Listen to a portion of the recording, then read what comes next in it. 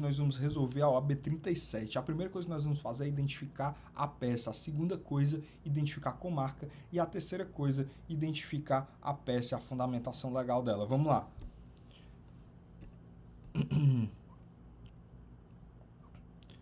Primeira coisa, identificando a peça. A gente vai logo pular para o último parágrafo. O último não, vamos pular para, assim, um terço da peça, né? A instrução processual repetiu as provas orais realizadas em instrução processual na fase inquisitiva, tendo sido ouvidos os policiais militares e em seguida, isso aqui os policiais são o quê? Testemunhas, né? Da acusação, em seguida da defesa. Em seguida, realizado o interrogatório dos réus, que confessaram a tentativa de arrombamento do caixa eletrônico, afirmaram que com o serrote e a chave de fenda tentaram romper a ferragem do caixa ou abrir os parafusos, mas após cerca de 30 minutos dentro da agência, apenas conseguiram realizar arranhões na proteção de aço existente, razão pela qual paralisaram a ação e saíram da agência, quando então do lado de fora foram abordados por policiais militares. Finalizada a instrução, o Ministério Público não requereu produção de outras provas, tá certo? Se ele tivesse requerido aí, ele teria requerido diligências com base o quê? Aí no 402 do CPP. Em diligência requerida pela defesa, a defesa requeriu essa diligência do 402, foi juntado aos autos o ofício do Banco Peixe, que informou ao juízo que a estrutura do caixa eletrônico é de aço, imune à ação mecânica por força humana. Imune. O que é que traz a ideia disso, galera? É imune à ação mecânica. E que os acusados não lograram danificar a estrutura do caixa eletrônico, tá certo? Então, quando ele traz essa questão imune, da impossibilidade, da blindagem, isso daí é uma tese de quê? Que nós vamos ver com relação à questão do crime impossível, tá certo? Seria impossível, eles é imune, é impossível, tá? Então, os autos foram enviados para o Ministério Público para manifestação, qual postulou pela condenação. Se o Ministério Público postulou pela condenação, em que momento é esse? Nós temos aí denúncia, recebimento da denúncia, nós temos depois resposta à acusação, depois da resposta à acusação, né? Denúncia, recebimento da denúncia, citação, resposta à acusação, depois da resposta à acusação, nós vamos ter a não absolvição sumária, e depois da não absolvição sumária, a audiência de instrução. Estamos no momento da audiência de instrução, tá certo? E essa audiência de instrução aí, no qual o Ministério Público pediu o quê? Que ele fosse condenado, tá? Se estamos na audiência de instrução, que tese é essa? Que tese é essa? Essa é a peça dos memoriais, tá bom, galera? Memoriais. Então, nós temos aí artigo 403, parágrafo 3º, e artigo 404, parágrafo único, ambos do CPP, tá certo? Isso daqui são os memoriais, tá? E em tese de memoriais, nós vamos fazer outra coisinha agora, vamos identificar a comarca. De bater o olho assim, gente, é só você procurar uma vara que foi colocada nesse processo. Tem a vara. Quinta Vara Criminal da Comarca de Barnabéu, CN. Pronto, aí. Essa é a vara. Com relação à intimação, ó, o advogado constituído foi intimado no dia 11/4/2023, terça-feira. Memoriais, gente, o prazo dele é de 5 dias, né? Conflito com 403, vamos ver lá. 403, parágrafo 3º. 403, parágrafo 3º. Nós temos aqui, ó, não havendo requerimento de diligências, parágrafo 3º, 5 dias sucessivamente para apresentação de memoriais, porque são os memoriais. E aí nós vamos fazer o quê? 5 dias, ele foi intimado qual dia? Dia 11/4/2023, numa terça-feira, tá? É basicamente a mesma coisa que sempre cai, não tem mistério, não tem mistério. Dia, putz grila, 11/4/2023, 11/4/2023. Dia 11/4/2023, uma terça-feira. Então vamos lá, 12, 13, 14, 15, 16, 14, 15. Opa, aqui eu errei.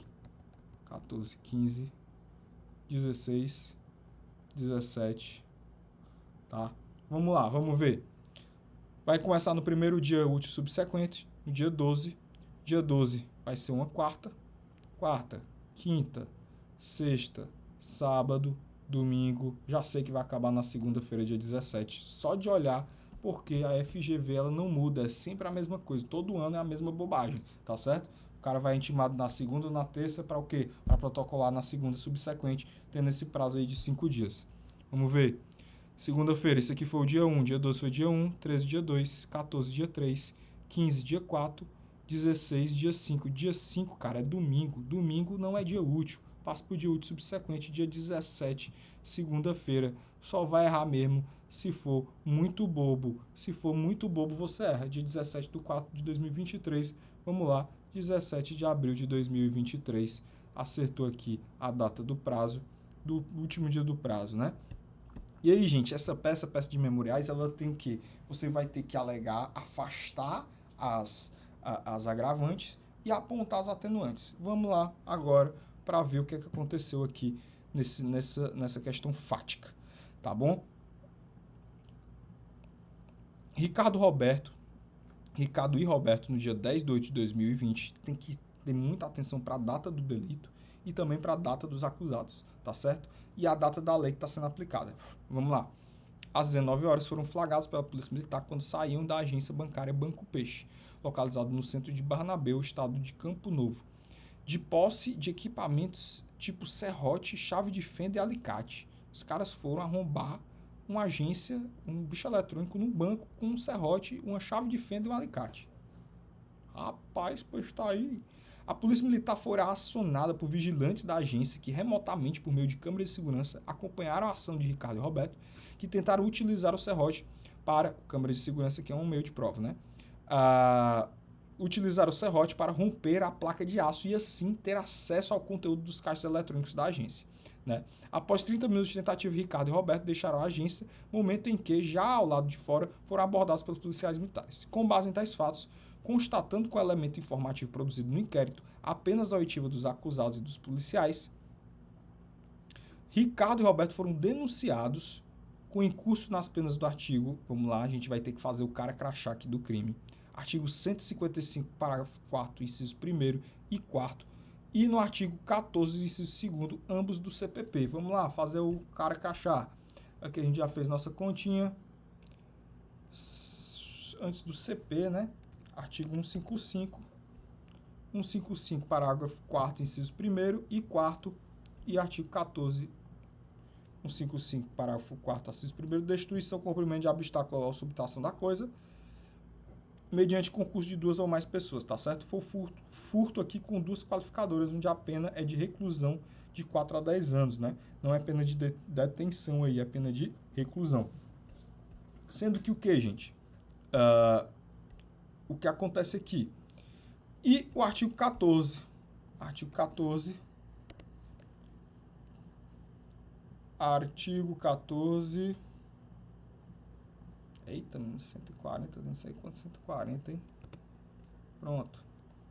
Disse-se o crime consumado e tentado, né? Aí, inciso segundo seria o crime tentado. Então, o que aconteceu aqui, gente? Esses crimes aqui, eles não ocorreram de fato, né? Justamente porque era um crime impossível, tá bom? Então, ele colocaria o quê? A prisão em flagrante, que a gente tem que tentar afastar as 2 qualificadoras, tentar culminar aí como se fosse um furto simples, né? Uma tentativa de furto simples, na sua modalidade tentada, apontar a atenuante aqui do furto simples, né? Que salvo disposição em contato, por essa tentativa, desistência voluntária. Cadê a questão com relação à atenuante do furto? Né, da tentativa. A gente vai apontar o crime possível, não se põe na tentativa, quando por ineficácia absoluta do meio ou por absoluta impropriedade do objeto, é impossível consumar-se o crime. A gente poderia, vamos fundamentar aí essa questão. Seguindo aqui, a prisão em flagrante de Ricardo foi convertida em preventivo para a garantia da ordem pública, salientando-se que Ricardo possui condenação anterior pela prática de furto de caixa eletrônico, cuja pena foi cumprida e extinta em 10 de 4 de 2019. 10 de 4 de 2019, já Roberto obteve liberdade provisória na audiência de custódia, realizada no dia seguinte à prisão em flagrante. Então, nós temos aí, um obteve a liberdade provisória e o outro teve a flagrante convertida em preventiva em razão da reincidência, né? E aí, o que a gente vai sustentar aqui? Que isso daqui não foi devido, né, gente? Essa questão aqui da reincidência, né? Condenação anterior. Ricardo obteve ordem de habeas corpus que pôs em liberdade após 30 dias. preso condicionado a cautelares diversas da prisão, tá? E aí o que a gente vê lá como tese aqui que foi alegado, né? Prazo de 5 dias a gente já colocou, a quinta vara a gente já botou também. Então, vamos lá aqui para as alegações. A tipicidade da conduta, com fulcro que no artigo 17, que é o crime impossível. O pedido de reconhecimento do crime impossível ante a absoluta ineficácia do meio empregado. Né? Aí nós temos uma diferença entre a absoluta ineficácia do meio e a impropriedade do objeto. O objeto é destinatário, né? Então, por exemplo, a ineficácia absoluta do meio e a própria impropriedade, a absoluta impropriedade do objeto seria no caso, por exemplo, de uma mulher que não está grávida tomar um remédio abortivo, né? Então, assim, não tem absolutidade nenhuma, então seria a impropriedade absoluta do meio, né? Aí, nesse caso, impõe-se o afastamento da qualificadora de rompimento, aí, nos termos do artigo 17, né? Só do cara falar da tipicidade da conduta, ele já ganhou 0,8 aí, ó. Crime possível, a tipicidade da conduta, 0,8 não. Ele já ganhou 0,8 com mais 21,10, já ganhou 1,10, só nessa besteirinha. Impõe-se o afastamento da qualificadora de rompimento de obstáculo ante a ausência de prova pericial, nos termos do artigo 158. Então, se deixou vestígio, nós temos o quê? Que demonstrar a prova pericial com fulcro no 158. Quando a infração deixar vestígio, será indispensável o exame de corpo de delito, direto ou indireto, não podendo suprir a confissão do acusado. Além do exame de corpo de delito, nós temos aí a prova pericial, né? Com fulcro no artigo 158. Reconhecimento da atenuante da confissão espontânea, né? Nos termos do artigo 65, inciso 3º, a linha D do CPC. Então, se ele confessou a prática delitiva, nós temos aí a confissão, né, galera? Confissão espontânea, tá bom? Aplicação da pena base no mínimo legal, isso aqui sempre tem que ter nos memoriais. E a aplicação da fração máxima da causa de diminuição pelo crime tentado, né? Então, nós temos aí nos moldes do artigo 14, inciso 2. Então, nós temos o quê? Que o juiz, como a questão, né, das agravantes e atenuantes, ela é uma questão que diz respeito ao juiz, não existe aí uma fixação delimitada acerca de quanto o juiz deve fazer, na realidade, as causas de diminuição de aumento, elas são taxadas, e as causas, as agravantes e as atenuantes, não. Então, o que a gente vai fazer? A gente vai pedir a aplicação da fração máxima. Em relação ao Roberto, fixação do regime aberto, a aplicação das penas substitutivas na forma do artigo 33, parágrafo 2º, ou do artigo 44, ambos do CP. Quando a gente vem aqui para o CP, artigo 33, nós temos que deve ser cumprido em regime fechado, e aí a gente vai colocar, se a gente vai pedir a fixação do regime no mínimo, na pena base, no mínimo legal, que aquela pena base ali é até 4 anos, nós vamos pedir a fixação do regime o que? Aberto ou semiaberto, né? E aqui ele não pediu nem semiaberto, foi só aberto. Regime aberto, execução da pena em casa, tá certo? Regime aberto. E artigo 44.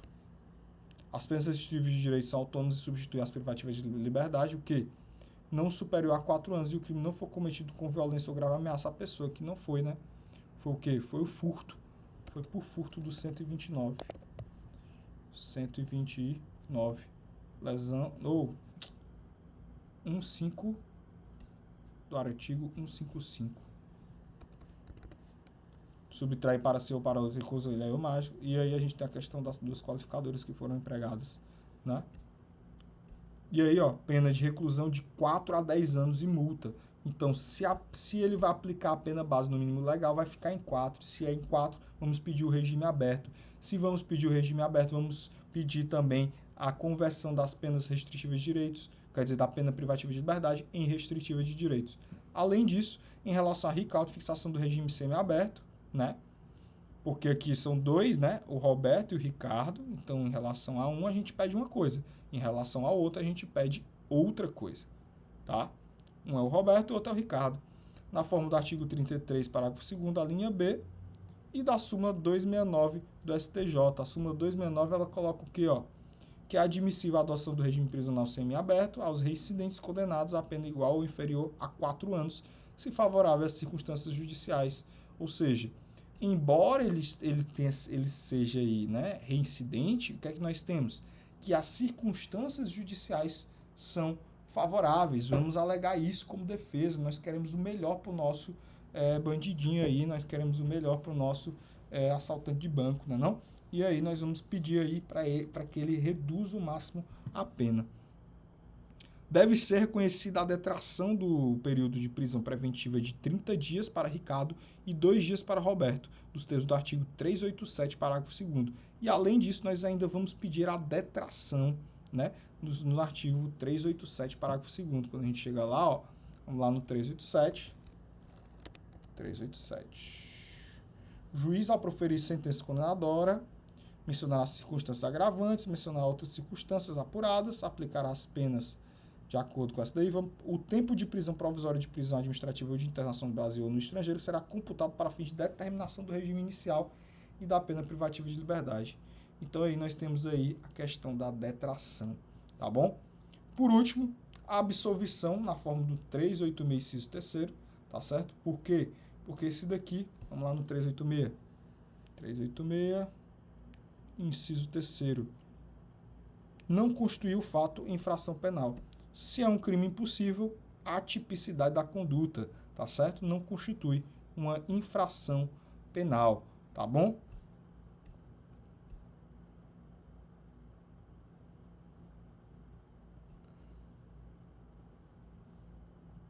E aí, galera, por último, o que nós vamos ver aqui é subsidiariamente o acolhimento das teses defensivas de aplicação da pena, né? Inclusive a questão da detração.